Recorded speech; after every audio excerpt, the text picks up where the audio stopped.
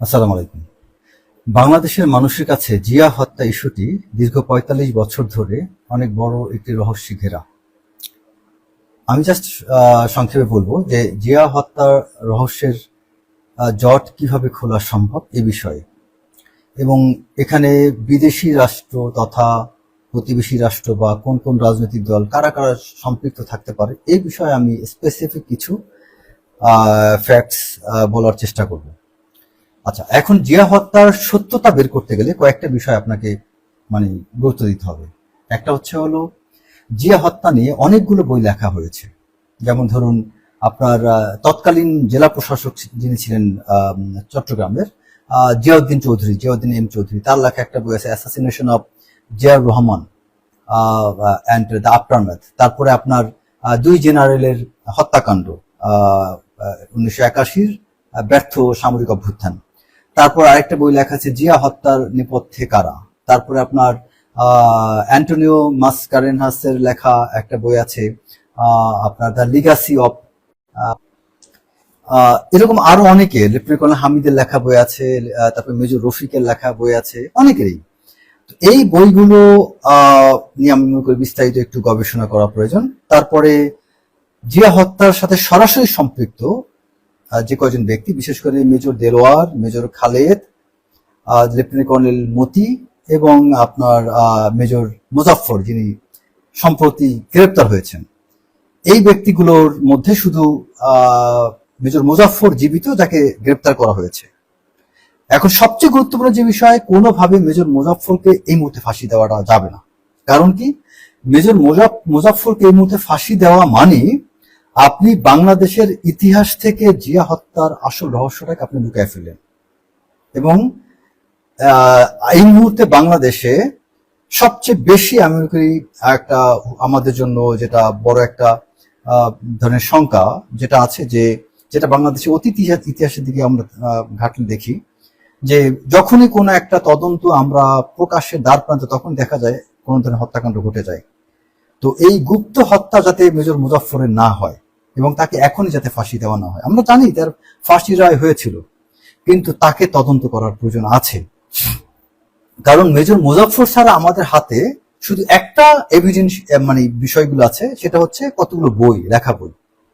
Major আপনার M Ziauddin চৌধুরীর লেখা বই, মেজর রফিকের লেখা বই, তারপরে অ্যান্টোনিও মাসকারেনহাসের লেখা বই, তারপরে লেফটেন্যান্ট কর্নেল হামিদের লেখা বই, আরো অনেকগুলো বই আছে। আমি আপনাদেরকে এই বই সম্পর্কে সংক্ষেপে একটু ধারণা দিতে চাই। যেমন ধরুন আপনার assassination of Ziaur Rahman and aftermath, এই বইটায় যদি কেউ এই বইটা পড়ে থাকেন, এই বইটা লেখা হলো জিয়াউদ্দিন এম চৌধুরী, তৎকালীন চট্টগ্রামের জেলা প্রশাসক ছিলেন। তার বইতে তিনি চট্টগ্রামের ডেপুটি কমিশনার থাকা অবস্থায় এই হত্যাকাণ্ডটা ঘটে, এবং তিনি তারপর সাক্ষাৎকারে তিনি বলেন, তার বই লেখার পরও তার সাক্ষাৎকার দিয়েছিলেন। সেখানে তিনি মেজর জেনারেল মঞ্জুর হত্যা সম্পর্কে তিনি কিছু কথা বলেন, যে মেজর জেনারেল মঞ্জুর এই পরিকল্পনার সাথে সরাসরি মূল পরিকল্পনাকারী বলে মনে হয় না। এবং এটা নিয়ে তার অনেক কথা আছে, যেটা এম জিয়াউদ্দিনের লেখা বইতে তিনি লিখেছেন, যে মঞ্জুরকে তিনি এককভাবে পরিকল্পনাকারী মনে করেন না। তারপরে আপনার দুই জেনারেলের হত্যাকাণ্ড, 1981 ব্যর্থ সামরিক অভ্যুত্থান, এই বইটাতেও আপনার বিভিন্ন যে তদন্ত হয়েছিল, এই সরকারি যে তদন্তে যে বিভিন্ন বয়ানগুলো হয়েছে, সেই বয়ানের সমালোচনা করা হয়েছে এই বইতে। তার মানে তখন যে এফজিসিএম হয়েছিল, কোর্ট মার্শাল হয়েছিল, তার যে তদন্ত হয়েছে, সেই তদন্তে যে বিভিন্ন বয়ান দেওয়া হয়েছে, সেই বয়ান নিয়ে যদি কেউ সত্যি জানতে চান, তাহলে এই বইটা পড়তে হবে। এই বয়ানের ঘোর সমালোচনা করা হয়েছে, এবং এটার পুনর্বিবেচনা করার প্রয়োজন আছে বলে এই বইতে উল্লেখ করা হয়েছে। তারপর আরো একটা বই আছে, জিয়া হত্যার নেপথ্যে কারা। এই বইটি আসলে মূল বক্তব্য ছিল শুধু মেজর জেনারেল মঞ্জুরকে দায়ী করে পুরো ঘটনার ব্যাখ্যা আসলে প্রকাশ পায় না। যেটা ওই যে আপনার যে বইটা বলেন, জিয়া হত্যার নেপথ্যে কারা, এই বইটায় বারংবার একটা কথা বোঝানোর চেষ্টা করা হয়েছে, যে জিয়া হত্যার জন্য যদি মঞ্জুরকে দায়ী করা হয়, তাহলে আসল ঘটনা ধামাচাপা দেওয়া হবে, এবং তিনি এটা লেখক কিছু ব্যাখ্যা বিশ্লেষণ তুলে ধরেছেন। তো এই বইটা আমাদের জন্য গুরুত্বপূর্ণ। তার মানে আমি যে কটা বইয়ের কথা উল্লেখ করলাম, দেখবেন যে এরশাদ কি করেছে, মঞ্জুরের কে মানে এমন একটা সিনারি তৈরি করেছে যে সবাই যেন জেনারেল মঞ্জুরকে দায়ী করে। এবং আরো একটা বিষয় হচ্ছে জেনারেল মঞ্জুরকে নিয়েও কিছু লেখকের লেখা বইতে প্রকাশ পেয়েছে যে জেনারেল মঞ্জুর তাকে কিন্তু লোকজন বলে যে পাবলিক তাকে মেরেছে, কেউ বলছে যে তাকে থানায় পুলিশ আর্মি ধরে নিয়ে মেরেছে, আসলে তা না। মঞ্জুরকে ধরে নিয়ে তাকে স্পেসিফিক্যালি তার কিছু অফিসারকে পাঠানো হয়েছিল, তারা তাকে ধরে নিয়ে ঠিক তার কপাল বরাবর গুলি করে তাকে হত্যা করা হয়েছিল। এবং এখানে আরো একটা বিষয় হচ্ছে কি যে জিয়া হত্যার প্রকৃত সত্যতা বের করতে গেলে মেজর জেনারেল মোহাম্মদ জান চৌধুরী তৎকালীন ডিজিএফ এর ডিজি ছিলেন, তিনি কিন্তু এখনো জীবিত আছেন। এবং যখন প্রেসিডেন্ট জিয়াউর রহমান চট্টগ্রামে রওনা করেন তখন তিনি তার যাত্রার ঠিক পূর্ব মুহূর্তে তিনি যে কিছু শঙ্কা হয়েছিল, তার কাছে আশঙ্কা করেছিলেন যে কোনো দুর্ঘটনা ঘটতে পারে। কি আশঙ্কা করেছিলেন, কি কারণে তিনি জিয়াউর রহমানকে ওই মুহূর্তে সতর্ক করেছিলেন এবং তারপরেও জিয়াউর রহমান যে চট্টগ্রামে গিয়েছিলেন, এই বিষয়ে মোহাম্মদ জান চৌধুরী এখনো জীবিত আছেন। যদিও তার মানসিক বা তিনি শারীরিকভাবে অতটা সুস্থ না, কারণ তার বয়স হয়েছে, বার্ধক্যজনিত কারণে তিনি এখন অনেকটা স্মৃতিশক্তি হয়তো বা তার পুরোপুরি অ্যাক্টিভ নাও থাকতে পারে, বাট যদি সুযোগ থাকে তার কাছেও জানা যেতে পারে। এবং আরো অদ্ভুত বিষয় যে এত বছর কেন তার কাছে জানা হইল না যে আপনি কেন সতর্ক করেছিলেন জিয়াউর রহমানকে যে আপনি যাবেন না।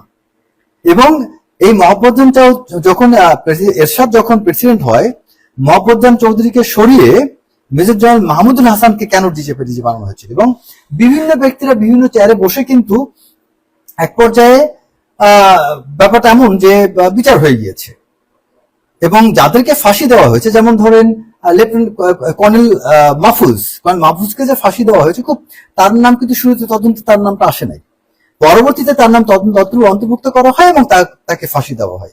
এখন মাহফুজের স্বীকারোক্তি কি ছিল এটা কিন্তু জানার দরকার আছে। মাহফুজ কি বলেছিল, যেমন একটা এফজিসিএম হলে সেনা আইনে বিচারে এবং সিভিল কোর্টের বিচারে কিন্তু কিছু একটা পার্থক্য আছে। সেনা আইনে যখন মিউটিনি হয়, এফজিসিএম হয়, তখন কিন্তু এটার সেনা আইনে বিশেষ করে মিউটিনির ক্ষেত্রে আপনার সেনা আইনে বিচার হবে সামরিক আদালতে। সামরিক আদালতে বিচার হতে গেলে তখন আত্মপক্ষ সমর্থনের ভিতরে একটা সুযোগ আছে।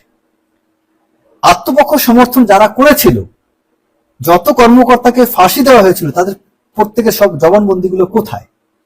এই জবানবন্দিগুলো উদ্ধার করা অত্যন্ত জরুরি এবং এটা না করলে অনেক সত্য বের হয়ে আসবে না। Colonel Delwar, lieutenant colonel Delwar, colonel মতিকে যখন হত্যা করা হয় এবং আপনার মেজর খালেদ, সে কিন্তু খালেদ এবং এই মুজাফফর তারা পালিয়ে ভারতে চলে যায় এবং তারা ভারতে কিভাবে গিয়েছিল, কারা তাদেরকে পার করেছিল, এটা মেজর মুজাফফরকে জিজ্ঞাসাবাদ করলে অনেক চাঞ্চল্যকর তথ্য আসবে। দুইটা তথ্য কনফার্ম আসবে, কিভাবে এটার সাথে প্রতিবেশী রাষ্ট্র ভারতের সম্পৃক্ততা ছিল, এটা কনফার্ম তিনি এই তথ্য দিতে পারবেন। দুই হচ্ছে এখানে সামরিক অফিসাররা কে কে সম্পৃক্ত ছিল, এরশাদের ভূমিকা কি ছিল, মঞ্জুরের ভূমিকা কি ছিল, তিনি কেন ফোন করে মঞ্জুরকে জানিয়েছিলেন যে জিয়া হ্যাজ বিন কিল্ড, কেন জানিয়েছিলেন, কে তাকে জানাতে বলেছিল, এই বিষয়গুলো জানা অত্যন্ত জরুরি। এবং আরো কিছু বিষয় হচ্ছে যে বিশেষ করে তৎকালীন আপনার যে কোর্ট মার্শাল হয়েছিল, কোর্ট মার্শালে এফডিসিএম এ যারা যারা উইটনেস ছিল, তদন্তের দায়িত্বে যেসব কর্মকর্তা ছিল, যেমন জেনারেল ইব্রাহিম, তিনি কিন্তু তার অন্যতম একজন ব্যক্তি ছিলেন যে তদন্ত প্রক্রিয়ার সাথে। এরকম অনেকেই এখনো জীবিত আছে। মেজর মুজাফফরের মতো মানুষকে আপনি জিজ্ঞাসাবাদ করতে গেলে আপনার ওই মানুষগুলোকেও এখানে আমি মনে করি তাদেরকে এই তদন্ত প্রক্রিয়া সম্পৃক্ত করা উচিত। এবং বাংলাদেশের মানুষ ৪৫ বছর পার হলো জানার অধিকার রাখে যে জিয়া হত্যার সাথে সত্যিকার অর্থে কারা জড়িত ছিল। এবং এখানে একটা প্রশ্ন আছে অনেকের কাছে যে বেগম খালেদা জিয়া ৩ বার প্রধানমন্ত্রী হয়ে 2টা টেনিউর পুরোপুরিভাবে ক্ষমতায় ছিলেন, তারপর কেন তিনি জিয়া হত্যার বিষয়টা সামনে আনেননি? এখানে একটা বিষয় কি, জিয়া হত্যার বিষয়টা তিনি সামনে একেবারে আনেননি তা না, এনেছিলেন, কিন্তু কিছু কিছু বিষয়গুলো তিনি পারেননি। কারণ আমার কিছু লেখা আছে, আপনারা যদি কেউ ব্যক্তিগত জানতে চান আমি সেই লেখাগুলো শেয়ার করতে পারবো, যে বেগম খালেদা জিয়া কি ধরনের চ্যালেঞ্জ, কি ধরনের প্রতিবন্ধকতার মধ্য দিয়ে দলের দায়িত্ব নিয়েছিলেন এবং তিনি যখন 91 সালে ক্ষমতায় আসেন তিনি কি কি চ্যালেঞ্জ মোকাবেলা করেছিলেন, আমার সেই লেখাটায় এই বিষয়গুলো কিছুটা সংক্ষেপে তুলে ধরেছি।